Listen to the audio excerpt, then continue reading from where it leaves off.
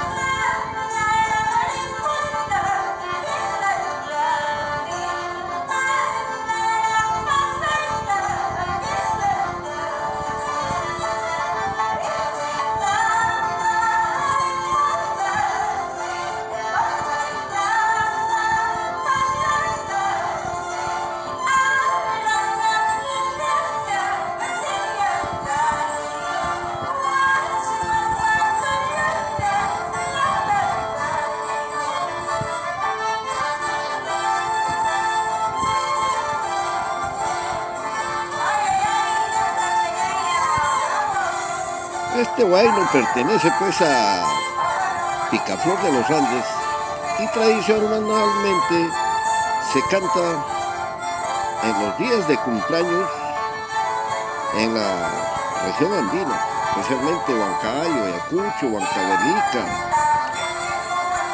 Apurímac y en general en toda la zona andina de nuestro territorio, de nuestra patria, el Perú. Bonita composición para todos los amigos, amigas de Facebook que cumplen años.